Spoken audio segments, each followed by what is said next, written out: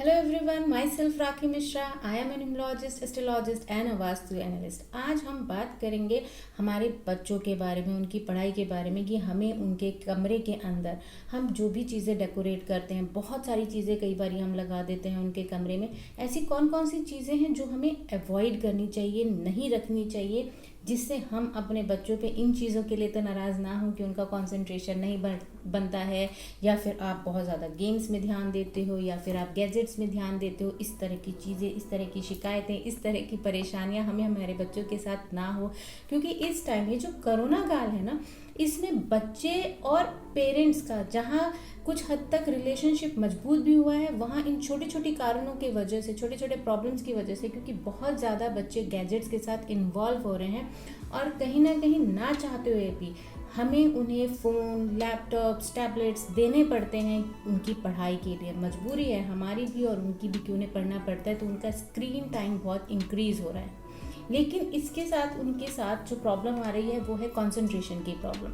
तो अगर आपने उनका सेपरेट रूम बनाया है या कोई उनका स्टडी एरिया है जहाँ पे वो पढ़ते हैं बैठ करके और उनका ध्यान नहीं लगता है, तो किन बातों का आपको ध्यान रखना है जिससे उनका कंसंट्रेशन ब्रेक ना हो.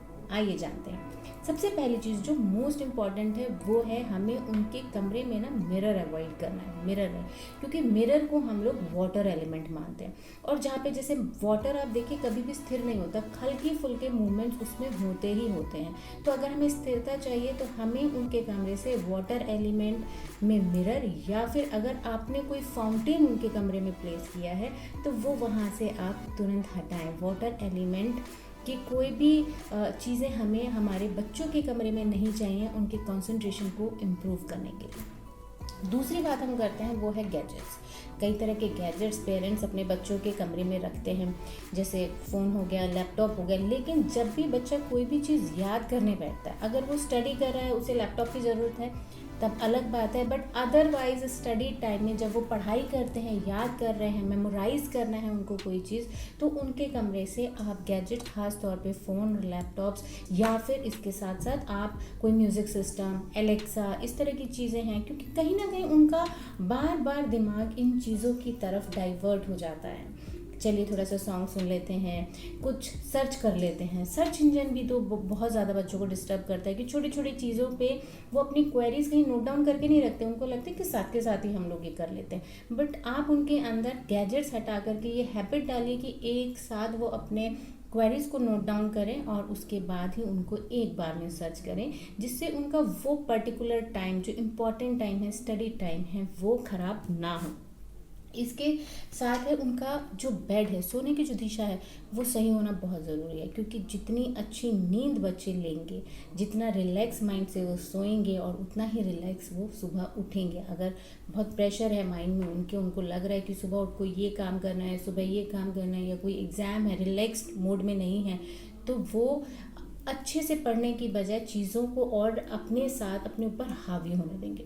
तो सोने की डायरेक्शन बहुत इंपॉर्टेंट है, जिसमें सबसे बेस्ट डायरेक्शन है कि बच्चे साउथ दिशा की तरफ सिर रख करके सोए. उससे जो उनकी रात की नींद है वो बहुत ही रिलैक्स होगी, क्योंकि that corner is the corner of stability. और हम मानते हैं कि इस दिशा में सिर करके सोने से नींद अच्छी आती है. इसके साथ आप बच्चों के कमरे से कुछ वाइल्ड एनिमल्स, जैसे छोटे बच्चे होते हैं तो कई बारी पेरेंट्स उनके टॉयज़ में कुछ वाइल्ड एनिमल्स लाइक लॉयन के हेड्स एंड वो सब चीज़ें भी रख देते हैं. तो इस तरह की चीज़ें, इस तरह के बच्चों के टॉयज़, स्टफ़ टॉयज़ जो होते हैं, वो बच्चों के अंदर कहीं ना कहीं एग्रेसिवनेस, क्योंकि जिस चीज़ को आप देख रहे हो, लॉयन की क्या एक्टिविटीज़ होती हैं, किस तरह की चीज़ें वो करता है, अगर आपने ऐसा कोई बॉडी उसका रखा है, आपने स्टफ़ टॉय सजाया है, तो उसको वो हटाएं. क्योंकि बच्चे इनकलकेट करते हैं उन हैबिट्स को जिसको वो बार बार देखते हैं. तो ऐसी चीज़ें आपको रिमूव करनी है. बच्चों के कमरे में वाटर एलिमेंट जो हमने भी बात की थी कि हमें मिरर प्लेस नहीं करना है, वाटर फाउंटेन नहीं करना है. जो ब्लू कलर होता है वो भी वाटर एलिमेंट को रिप्रेजेंट करता है. तो इसलिए आप कोशिश करिए कि जो भी कलर्स आप यूज़ करें बच्चों के कमरे में, मेरा सजेशन यही होता है कि आप बच्चों के कमरे में usually green and yellow colour की एक कॉम्बिनेशन को यूज़ करें, क्योंकि because green denotes to Mercury, बुध ग्रह के लिए जो कम्युनिकेशन और मेमोरी के लिए जाने जाते हैं, और दूसरा येलो कलर लॉर्ड बृहस्पति के लिए, क्योंकि वो भी आपके गुरु हैं, देव गुरु हैं, तो वो आपको उसी तरीके से गाइड करेंगे कि आप अच्छे से मेमोराइज करें अपनी चीज़ों को। ये कलर है, इनकी जो पावर है वो आपके चीज़ों को, आपकी मेमोरी को, आपकी कंसंट्रेशन को इम्प्रूव करेगी। इसके साथ साथ बच्चों के अंदर कई बारी नेगेटिव इमोशंस आ जाते हैं, नेगेटिविटी आती है, तो हमें क्या करना है, उनके कमरे में ऐसी चीज़ें रखनी ही नहीं है, या फिर उसको पॉजिटिविटी में टर्न करने के लिए आप कोई कपूर का लैंप बच्चों के कमरे में जलाइए, या फिर सेजेस जला सकते हैं। उनके कमरे में आप नमक का पोछा तो कम से कम एक बार हफ्ते में ज़रूर लगवाइए, जिससे जो भी नेगेटिविटी उनके आसपास क्रिएट हुई है वो सारी रिमूव हो जाए। इसके अलावा मैं आपको सजेस्ट करूँगी कि बच्चों के कमरे में कॉमिक बुक्स और इस तरह की ऐसी बुक्स, एंटरटेनमेंट की बुक्स जो भी होती हैं, नॉवेल्स होते हैं, अगर वो पढ़ते हैं तो उस पर्टिकुलर स्टडी टाइम में आप ना रखें। उसके लिए आप एक अलग जोन बना सकते हैं एंटरटेनमेंट का। आप ईस्ट ऑफ नॉर्थ ईस्ट में उनके बुक्स, इस तरह के जो कॉमिक्स हैं और नॉवल अगर वो पढ़ते हैं तो इस तरह के बुक्स आप वहाँ पे प्लेस कर सकते हैं। लेकिन जो उनके स्कूल बुक्स हैं, जो स्टडी बुक्स हैं, उनको आप नॉर्थ ईस्ट में एक शेल्फ लगा करके ज़रूर प्लेस करें।